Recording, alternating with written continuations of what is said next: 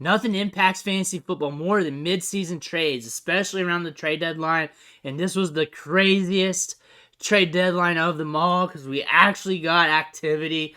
One of the big trades that happened today, which was quasi kind of quiet, that kind of went unnoticed. It was like a blip on the radar when you were looking at the Twitter sphere, and that's Nyheim Hines going to the Buffalo Bills. There's a lot of context to shift through. And the thing about the Buffalo Bills, they told us what they wanted all along. They've been telling this for a good while. They want a pass-catching running back. They want a running back that they can feature in the passing game. That is what they want more than anything because they've been spending capital on this position trying to get it done. They drafted James Cook in the second round. They haven't been able to yield the results they wanted in year one with him. J.D. McKissick was another running back they were trying to go after. Almost had him, but he pivoted back to the Commanders. The Commander pivot, you call it. So they have made some attempts. They have shown their hand what they wanted.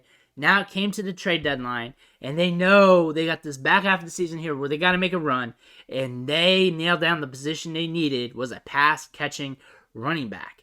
Devin Singletary has been running 26.7 routes per game, which is a lot for a running back. He's only caught 23 passes and has only been targeted 31 times, even though he's running 26 routes per game.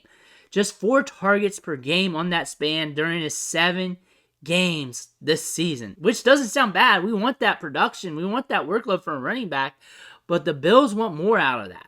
They want that out of their running back, and they got that with Nyheim Hines. When he was at Indy, Hines was running 14.6 routes per game, so if he gets this bump, it could be more than what we were seeing him do in Indianapolis. There he caught 25 balls off 28 targets. So 12 less routes per game, almost the same amount of catches, a little bit less targets, so he's been more efficient in that standpoint. He's rostered right now in 63% of leagues on Sleeper. He's not a trendy waiver wire pickup right now. He's probably on more waiver wires on ESPN and Yahoo. You could probably catch him there. Is he a mad dash to go after on the waiver wire? Not really. He's not really a threat to be a top tier RB1 or anything like that. But he does have some indicators in his profile right now that he's going to be used in the passing game. And that could trickle down the PPR fantasy points. And some of you guys are hurting at running back. I catch it in the comments. I see it on social media. You can just throw up any running back out there. And if you're saying they're getting touches, people are going to be jumping at the bit for him. I'm not for sure how this workload is going to translate or how he's going to transition or how quickly.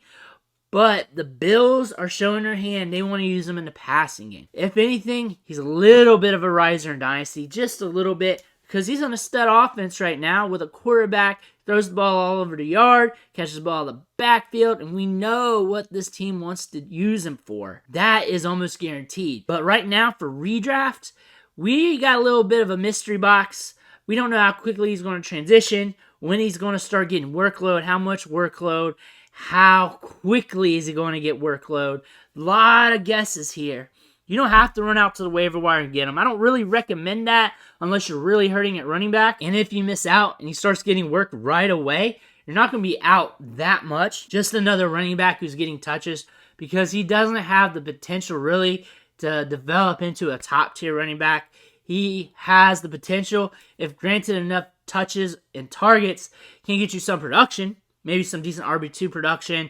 Maybe a volatile RB1 game here and there. Maybe some RB3 games or worse here and there too if he's hitting that spike production. The thing that I really recommend is he's definitely a player to monitor, especially once he starts suiting up for the Bills, because once we see what his workload's going to look like, how this is going to translate, how Josh Allen wants to use him, then we might want to start putting some chips on him. We may want to add him to a couple rosters just to see what happens, especially if you're dead at running back and you need something, you need some touches to go after, then that might be your guy. I'm not really saying to go after him on the waiver wire, but you probably need to at least think about him a little bit. Keep an eye on him. Keep an eye on his snap share. Keep an eye on the targets. I'd be watching the targets and the snap share the most these next coming weeks just to see how he's transitioning. I don't really care how he's being used between the tackles. I'm going to see how he's being used in the passing game. If I'm not in PPR, this is an old school standard league.